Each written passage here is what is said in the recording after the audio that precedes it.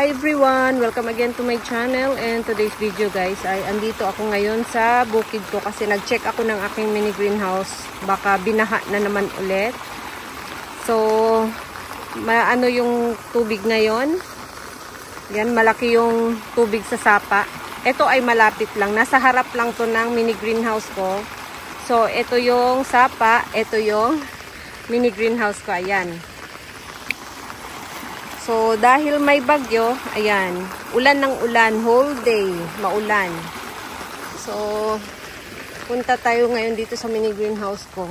At ito nga pala, tinabunan ko ng net kasi nag-ano na naman ako dito. Nagtanggal na naman ako ng mga damo. Ayan, ano ba yun, grass cutter. So, ito oh, nilagyan ko to. Kahapon ko lang to ginawa para hindi pumasok yung tubig. Pero, parang pumasok yata guys. Ayan oh, basa na naman dito. Yan. Tapos doon sa pinakalikod, doon banda kasi pumapasok yung tubig dyan. Nilagyan ko ng harang kahapon din. Tapos nagdilig na rin ako dito kahapon ng hapon. Ayan. So basa yung mga succulents ko. Yan. May mga tubig pa. Ayan oh.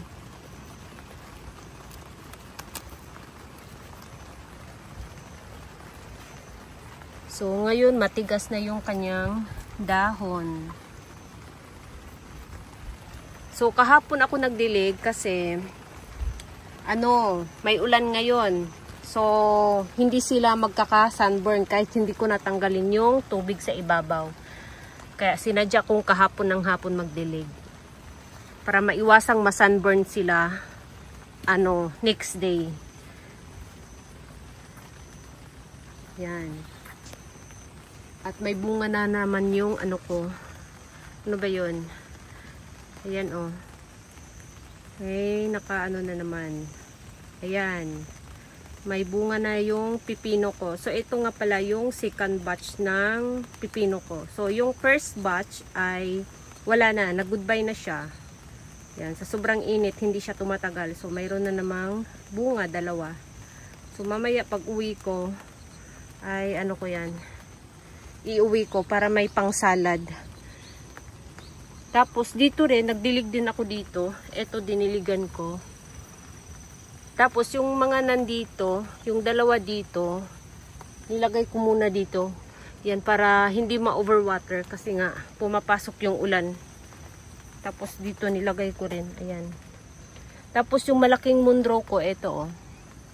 Nandito lang siya, nilagay ko kasi nga napansin ko yung rosette niya sa gitna ay pumapangit siya guys.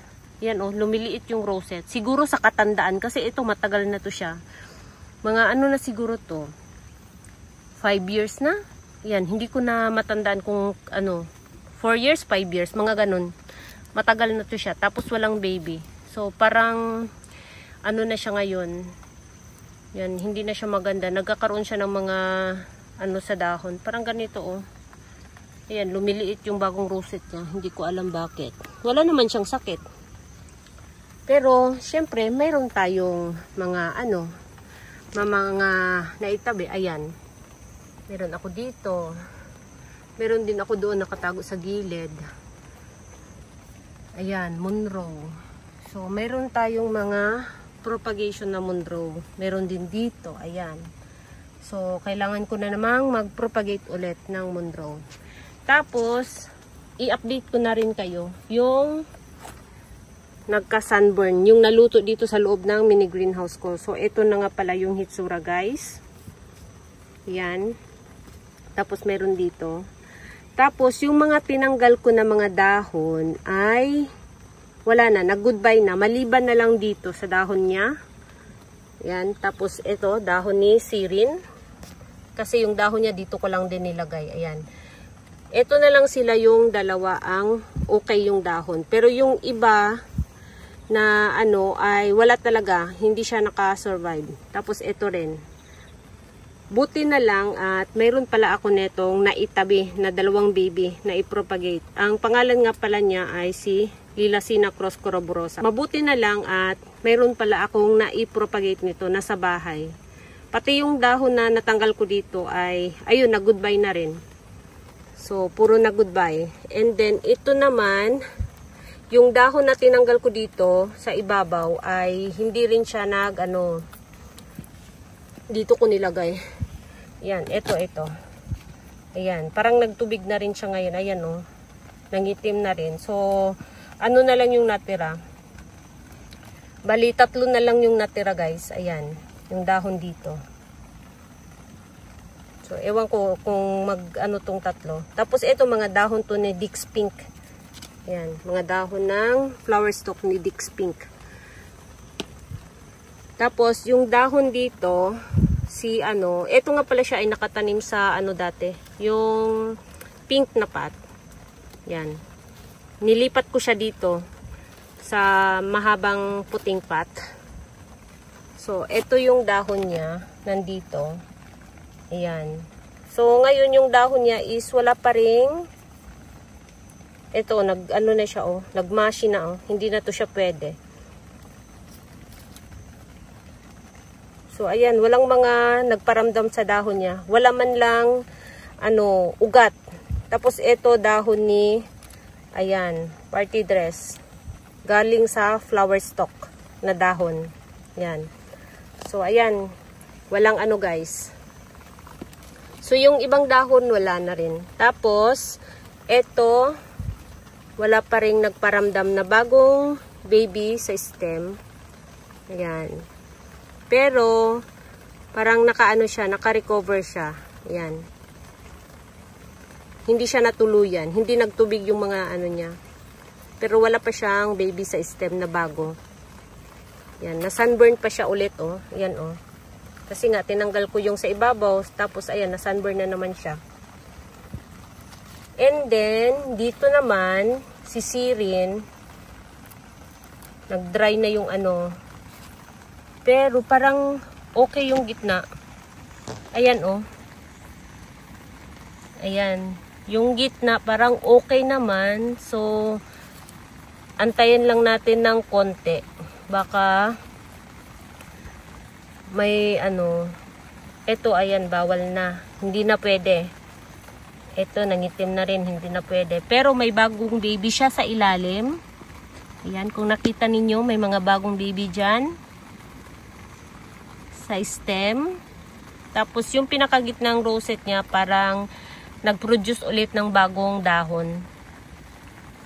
Ayan. Tapos,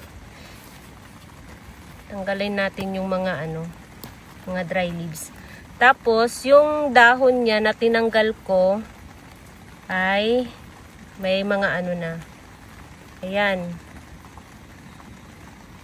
May bagong suloy na, guys. Pero yung iba parang hindi ko alam kung Parang nagmashi yung iba. So, ayan.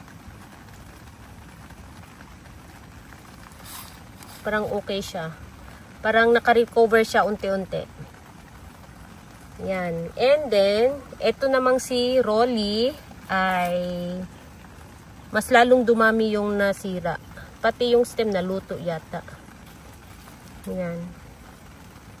At yung dahon niya pumangit. Yan, oh.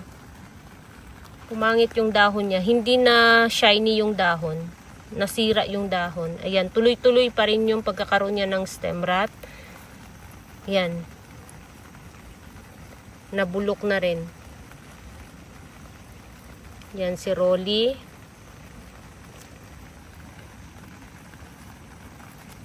So, nagdilig ako kahapon. Diniligan ko na rin kasi akala ko ay okay na siya. Hindi pa rin pala. Ayan. So, ito binili ko lang sa Daiso dati. Hakyen shop. Sa 100 yen shop. Ayan. Tapos, sa lahat, ito yung talaga na parang tingin ko ay okay talaga siya. Pero, ayan guys, kung nakita ninyo, nagtubig na lahat. So, ngayon, ay yung natirang baby, ito, hindi ko alam kung okay pa rin to. So, kunin ko na lang. I-propagate ko na lang to. Sayang. So, yung mother plant ay wala na. Goodbye na yung mother plant. Tapos, itong baby, Ayan, tanggalin ko na lang ng tuluyan. Ayan, yung baby.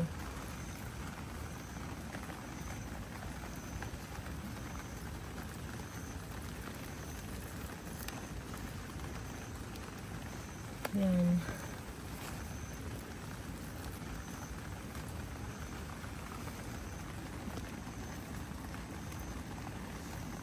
So, ilipat ko na lang yung pangalan dito. Si White Queen. Ayan. Nasira na yung White Queen ko. Mayroon pa akong isang White Queen. Hindi ko na alam kung saan siya banda. Ayan. Tapos, ito, syempre, dahil ang ano nito is, yung baby nito is nasa bahay. So, ilipat ko na lang yung pangalan nito sa, sa babies. Ayan.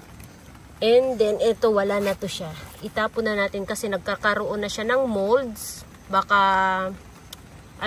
yung molds lumipad sa ibang halaman. Masira pa yung halaman na Tapos, eto naman siya dito. Nagkaroon din dito ng sunburn. Ayan, nag-dry na yung So far, okay naman siya. Ayan. So, yung dahon dito ay nakalbo lang siya. Ayan, So, ito siguro ay palitan ko na lang siya ng bagong lupa. I-repat ko na lang siya. Tapos, itong mga babies ay i-separate ko na lang siguro. Ayan. Para yung rosette niya gumanda ulit. Ayan. Pumantay ulit yung rosette niya. So, ito is i-separate ko na lang silang tatlo. Kasi ito wala pa akong propagation nito. Maganda kasi ang kulay nito. Ito siya ay no name. Pero maganda ang kulay nito, guys. Yan, gumaganda to siya kapag na-stress siya ng winter time. Pumupula to siya, guys. Yan. Tapos, eto naman si Ebony. Wala pa rin nagparamdam na bagong baby sa stem, guys. So, etong Ebony talaga is medyo matagal siyang magkaroon ng bagong suloy. Kapag nag-headcut ka ng Ebony, medyo matagalan yung pagkakaroon niya ng bagong baby. Ayan, so konting pa rin, konting antay pa rin. Ayan. As long na okay naman siya, hindi naman nagtuloy-tuloy yung pagkasira. So, ayun, antayin na lang natin. Ayan. So, yun yung latest update, guys. Sa mga sa mga nasira dito sa loob ng mini greenhouse. Ayan. So, ngayong taon is marami akong nasirang succulents dahil sa sobrang init. Last year, ang problema ko is, mites. Dinudumog ng mites yung mga succulents ko. So, ngayon, hindi naman mites yung problema ko. Ang problema ko naman sa kanila ay, nagkaka-sunburn sila sa sobrang init. So, last year nga ay, lang yung nilagay ko yata dito. Isang ganito lang, Isang ganito lang yung nilagay ko. Ngayon, dinoble ko. Ayan, may itim sa ibabaw.